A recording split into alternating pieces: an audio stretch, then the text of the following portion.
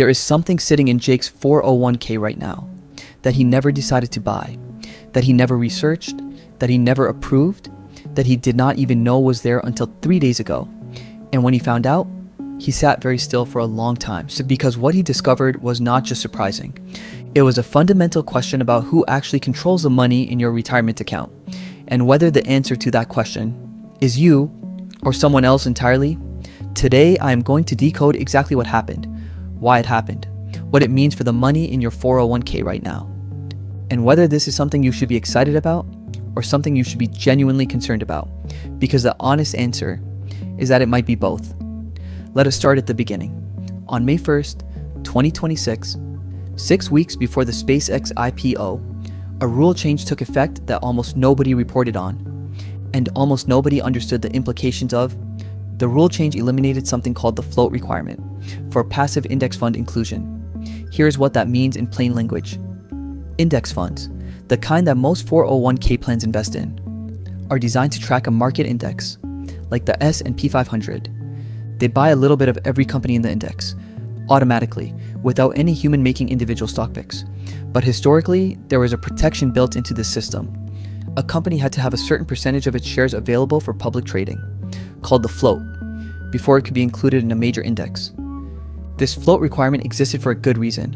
If a company has very few shares available for public trading, and billions of index fund dollars suddenly have to buy those shares, the price gets pushed up artificially, and every index fund investor, including everyone with a 401k, ends up overpaying for an asset that the market did not price fairly. That protection existed for decades, and on May 1st, 2026, it was eliminated. 6 weeks before SpaceX was scheduled to go public, Jake read about this rule change not in a financial news outlet, but in a thread on a financial forum, posted by someone who had connected the dots between the timing of the rule change and the timing of the SpaceX IPO, and the implication was clear. SpaceX, which is expected to have a relatively small public float at IPO, because Elon Musk and SpaceX insiders will retain the vast majority of shares, would now be eligible for index inclusion, almost immediately after going public, and every index fund in America would be required to buy it. Whether the fund managers thought it was a good investment or not, whether the price was fair or not, whether individual investors wanted it in their portfolios or not. Now let us talk about what this actually means for your 401k, because this is the part that affects you directly. If you have a 401k, there is a very high probability that some portion of it is invested in an index fund, S&P 500, total market, growth index, any of these. And if SpaceX gets included in a major index after its IPO, your index fund will be required to buy SpaceX automatically on a specific date alongside every other index fund in the country, all buying at the same time, all driving the price up as they buy. This is what index inclusion means. And for SpaceX specifically, with its limited public float, the buying pressure from forced index inclusion could be significant. Now, here's where it gets complicated, because there are two completely different ways to think about this. Perspective one, this is actually good news for your 401k. SpaceX is widely considered to be one of the most valuable private companies ever created. Its valuation at IPO is expected to be somewhere between $200 and $300 billion. It is the dominant force in commercial space launch. It controls approximately 60% of the global launch market. Its Starlink satellite internet business alone is generating billions in revenue and growing rapidly, getting automatic exposure to SpaceX through your index fund. At whatever price the market sets at IPO, could turn out to be one of the best things that ever happened to your retirement account.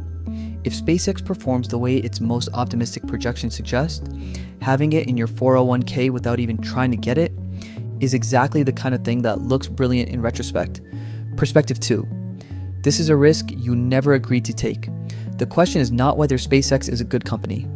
It almost certainly is a remarkable company. The question is whether it is appropriate for your 401k, at whatever price the forced buying pressure of index inclusion creates, to automatically hold SpaceX without you having any say in the matter, at a price that might be significantly inflated by the very mechanism of its own index inclusion. And here's the deeper issue that Jake kept thinking about. The float requirement existed to protect passive investors from exactly this scenario. A company with a small public float being included in indexes that are forced to buy it, regardless of price. That protection was removed 6 weeks before the SpaceX IPO, and the timing of that removal raises questions that do not have comfortable answers. Was this a coincidence? Was this deliberate? Who benefits from index funds being forced to buy SpaceX at IPO prices?